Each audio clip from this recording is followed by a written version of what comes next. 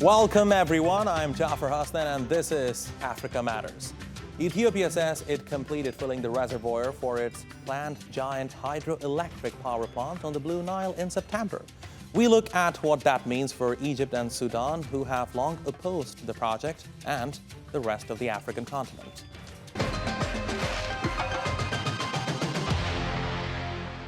Africa's largest dam has been at the center of a dispute between Ethiopia, Egypt and Sudan since its construction began in 2011. As the reservoir's water levels have risen, so have tensions between the three countries. Addis Ababa argues that the more than $4 billion project will help power its economy and lift its 110 million citizens out of poverty. But what has made it so controversial? The Nile River is a shared resource that flows through 11 countries. It has two main tributaries, the Blue Nile and White Nile, merge in Sudan before flowing into Egypt. Most of the water comes from the Blue Nile in Ethiopia's highlands, which is where the mega hydropower dam is built. Both Egypt and Sudan contend that the livelihoods of millions of their citizens downstream are under threat because of the dam.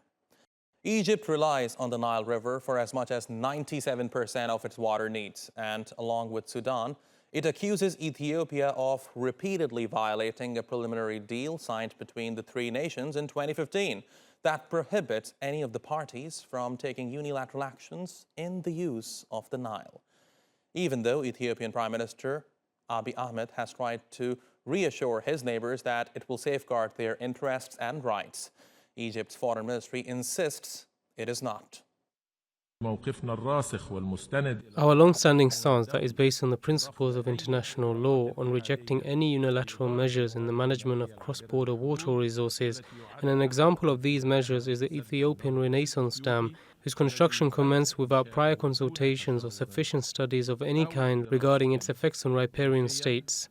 Ethiopia even went as far as to continue to fill and operate the dam unilaterally in a direct breach of international law, the 2015 Declaration of Principles and the 2021 Presidential Statement of the Security Council. Despite several rounds of trilateral talks over the years mediated by the African Union, US, UN and European Union, the three countries have failed to reach a legally binding agreement on the operation of the dam. Let's take a quick look at some of the sticking points of a potential water deal between Ethiopia, Egypt and Sudan. Ethiopia is opposed to the two treaties signed in 1929 and 1959 that gave Egypt the veto power over all construction projects on the Nile and its tributaries. It says they unfairly allocated 66% of Nile waters to Egypt, 22% to Sudan, without recognizing the rights of 9 upstream states. Egypt wants Ethiopia to promise to release some water to top up the Nile when there is a drought and agree on its management during floods. But Ethiopia appears reluctant to commit to any deal that would jeopardize its electric output from its hydroelectric dam project. Egypt fears that the absence of a legally binding agreement could encourage other Nile Basin states to take unilateral actions without any recourse, which could further threaten its water security. Let's hear more from Ashok Swine. He's a professor of peace and conflict research at Uppsala University. He joins me from Uppsala, Sweden. Professor, good to see you. Good to have you here with us on Africa Matters. How can Ethiopia allay the fears of both Egypt and Sudan about the impact and management of Africa's largest dam in the absence of a water deal? I think you have already explained the problems or the challenges, which is the sharing of the Nile River.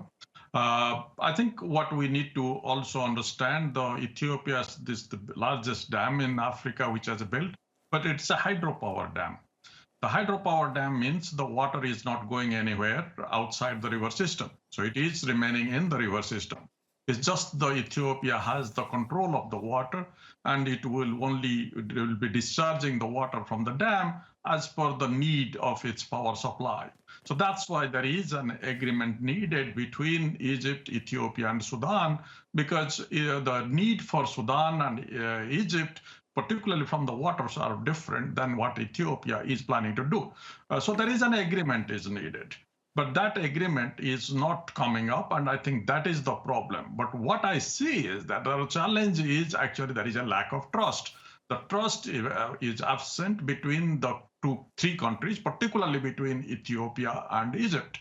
And if there would have been the trust is available, I don't think it is a very difficult to get this agreement signing. But in the agreement, the real problem is actually coming up when it's not 1 or 2 years of a bad year. If there is a drought year, then the Egyptian dams and the Sudanese dams, they can manage those 1 or 2 bad years. The problem is because of the climate change, we are thinking, or there is a predictions that there will be long-term dry seasons. And in those long-term dry seasons, it is important that Egypt, Ethiopia, and Sudan must have an agreement, not only for the dry season, also for the flood seasons, because Sudan also gets benefits, particularly in the flood season, because Ethiopia can manage to reduce that flood. But if there is no agreement and Ethiopia sends more water when Sudan is already flooded or Egypt is already flooded, so that will be a problem also. So I think that's why in the flood season as well as dry season, agreement is necessary among these three countries. Then, Professor, let me ask you, what do you think it will take for a breakthrough in the talks to happen at this stage? As I said, it's a lack of trust, but I think the good thing is that they are moving or they are meeting. At least there have been 2 meetings have taken place among the 3 parties, because before there have been several meetings. As you know, as you have already described, the conflict has been going on forever. The dam, since the dam was planned to be built since 2011, it has become in many ways different parties coming in different forms.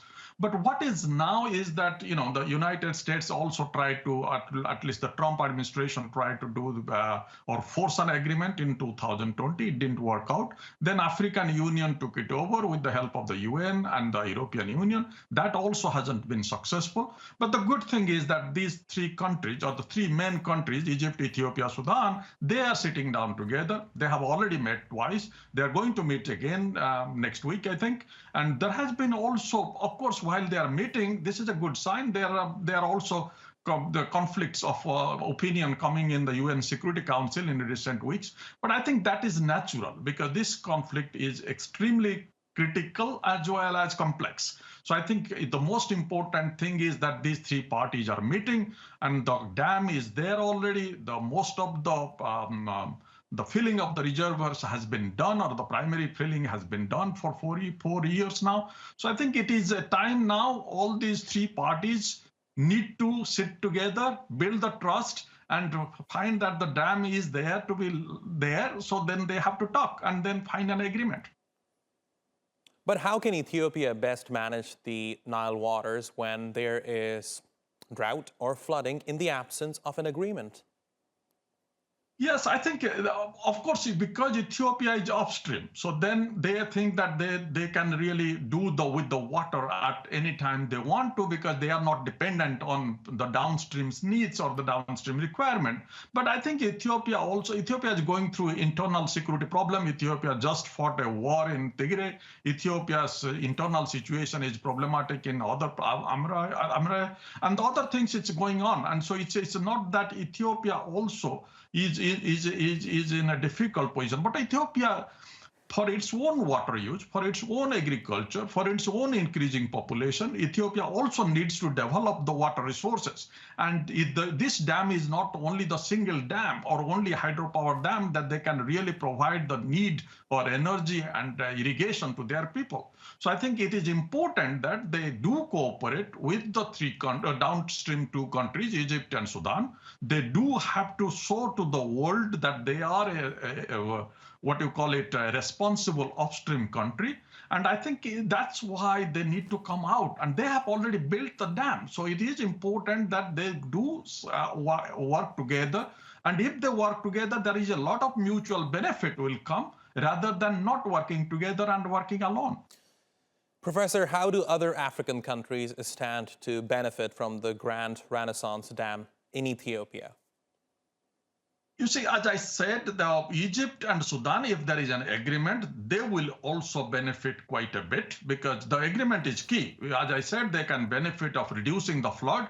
They can benefit storing more water for the larger dry season periods. They can get benefit because of the hydropower, which will be coming up from hugely from that dam. That will benefit the water, the energy sector, particularly in Sudan, quite a bit, and also other African countries. And once you sort out the cooperation between Egypt and Ethiopia and Sudan in the Blue Nile side, the White Nile side cooperation will be much easier. So the 11 countries of the Nile Basin Initiative, which has been there since 1999, which is not actually working well because of the conflicts between these three major riparian countries. If they can come together, then at least these 11 countries of the Nile Basin will come together. That will facilitate that. This will also show that because when Africa is going through this kind of serious crisis, conflicts, and the different types of violences, it is very important to show this, that the countries can work together, countries can themselves find ways to manage their water resources in a much better way and manage their conflicts. And I think that will also influence other African countries to work cooperatively rather than being, opting for violence and conflicts. Professor Ashok Swine, thank you very much for talking to us. Really appreciate your taking out the time. My pleasure. Thank you very much for having me. It's still to come here on Africa Matters. I'm Daniel Plafker in Nairobi, and I'll show you how a quiet revolution is brewing in Kenya's crucial tea sector. I'm Alexandria Majala in Lamu, Kenya, where I'll meet an environmental champion dubbed Mother Mangrove, who's working to save one of the world's most adaptable tree species.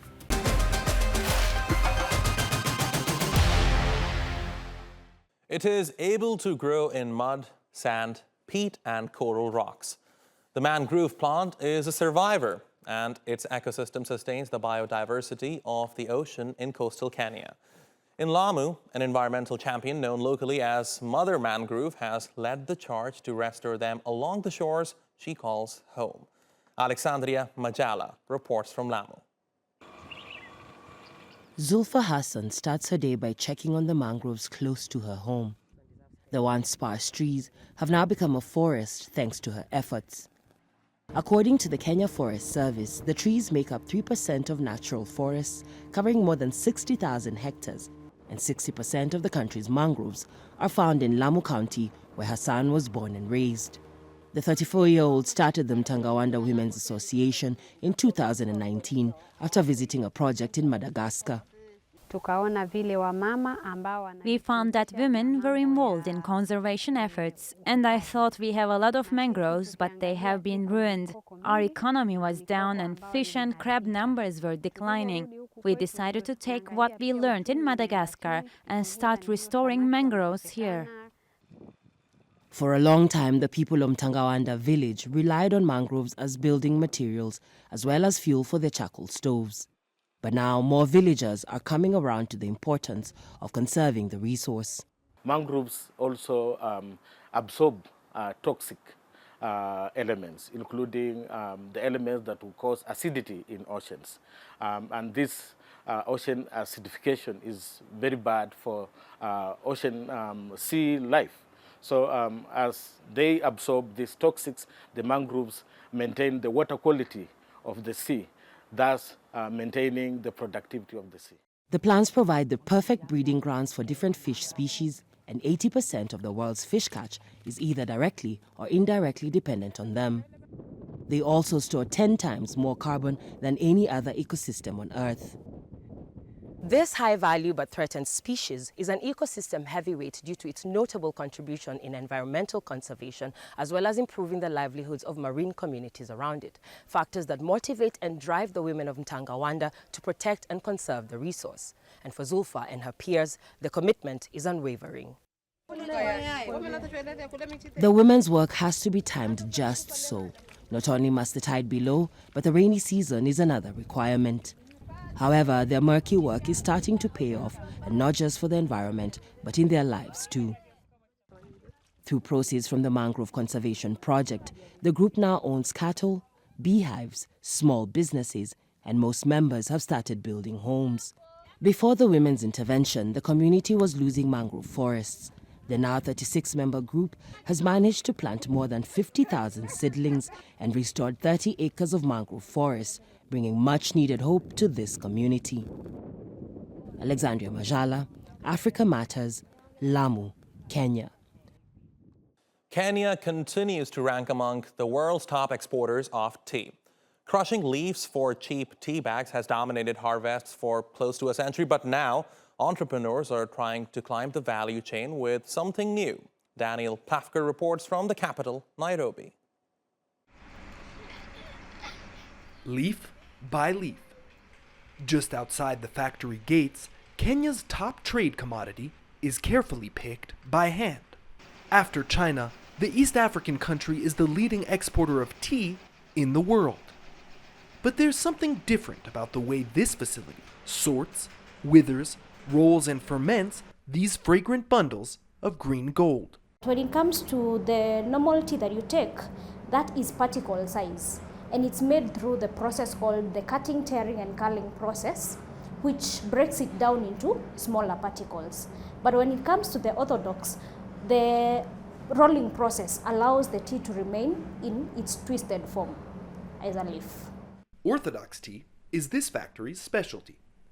It's made to be brewed loose and consumed without adulterants. Over time, in Africa especially, the black CTC, the powdered form, is what has been very popular because people have preferred to take tea with milk. Over time now, people are starting to get to know the orthodox teas. The idea is to shift away from selling cheap tea bag fodder to traditional markets like the UK by exporting higher quality blends to countries like Iran and Egypt. But when it comes to Kenya's domestic market, it's a different story. Lots of milk and plenty of sugar. This is still how most Kenyans prefer to enjoy their daily cup of tea. But some local entrepreneurs are betting that they can shift domestic tastes towards a different type of brew. Tamina Manji started this boutique tea company in 2020. The Kenyan's goal is to broaden her countrymen's palates while ensuring higher returns for farmers. I think that's been one of our biggest challenges, re-educating and changing the mindset of what tea can be for Kenyans. While I really still enjoy my majani chai every morning and I love to drink it, I also really appreciate the nuances of the loose leaf teas that we have. So I open up what I call the tea alchemy experience here. And what we do is we pair 4 different types of food with 4 different types of teas, and I walk the guests through the different blends and why they were created and for what reason and the thought process of the creation.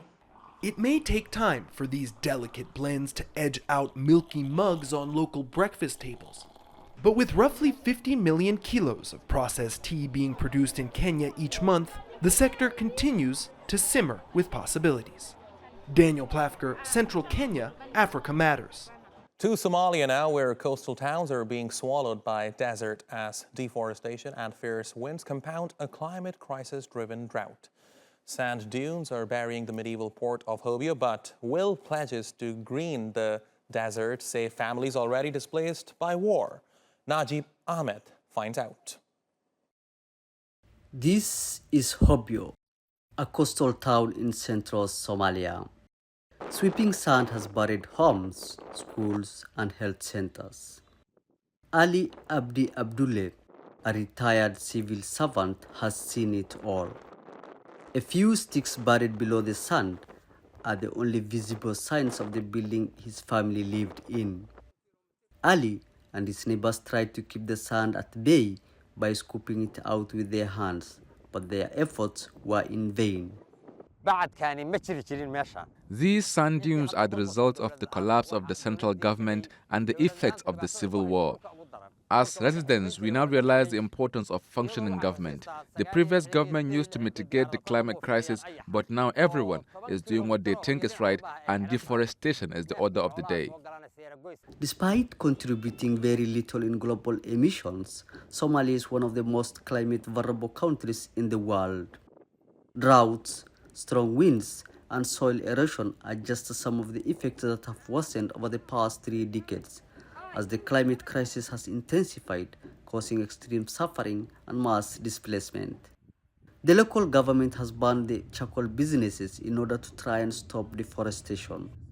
The government is ready and has plans to protect the town against climate disasters. We're ready to provide security and those willing to help us in controlling the sand dunes. The government will deal with those cutting trees. Hobyo is not the only place facing this fate. Towns in the south central region, including Warshek, Adale, Elder, and Haradere, are slowly being buried. Strong winds and deforestation are leading to soil erosion and removing the buffer that once protected towns from heavy sandstorms.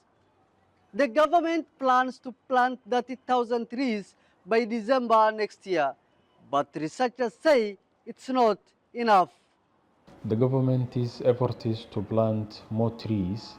It still exists, but it's not enough to meet the huge effects of deforestation in the country. Adaptation capacity of the government is low. The main economic activity in Hobyo is fishing, which has been disrupted as residents struggle to walk through neighborhoods which are slowly being buried in the sand. Najib Ahmed, Africa Matters, Mogadishu, Somalia.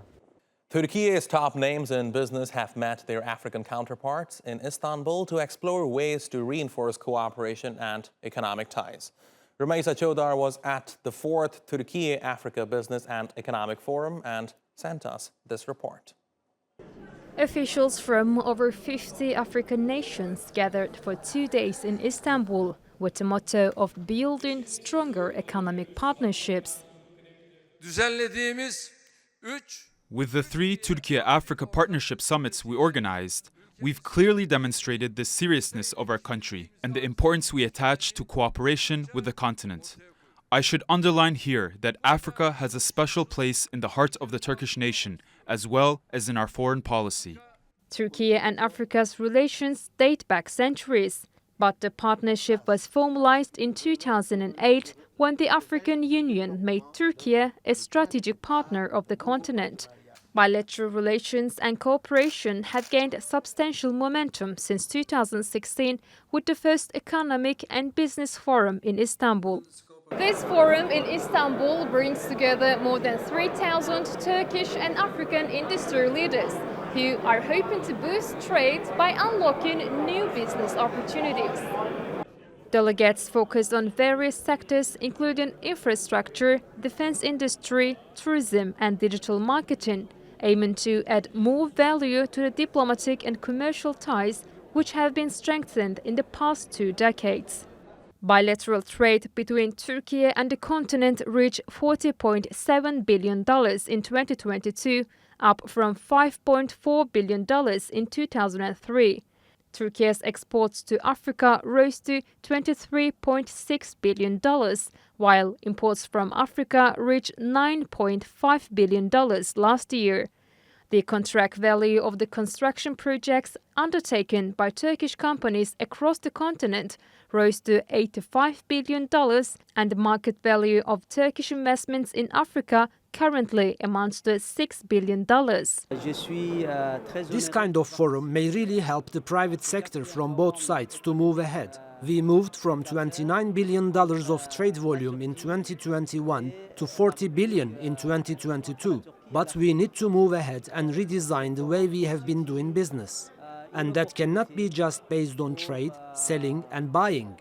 We need to build a joint venture, a new model and strategy with the government, and then a joint venture with private businesses. I think this is the right way. But Turkey's policy of opening up to Africa is not just about cementing economic ties. It's also as a result of a process of strong historical and humanitarian connections. Humanitarian assistance and support from Turkey has been always for Sudan, especially during this time of war. We received more than 100 tons of medicines, of help from Turkey to Sudan. We are having many students, thousands of students here studying. We are getting also some treatment for patients from Sudan. Despite the immense effort and rocketing trade figures, both sides agree that there's still more that can be done to boost the integration of Turkish and African markets and create businesses that will benefit all. Rümeysa Çodar, Africa Matters, Istanbul. This week, we are exploring Ghanzi in western Botswana. The added city is a gateway to the Central Kalahari Game Reserve, which is the second largest wildlife reserve in the world and home to unique species of wild animals. Let's take a closer look.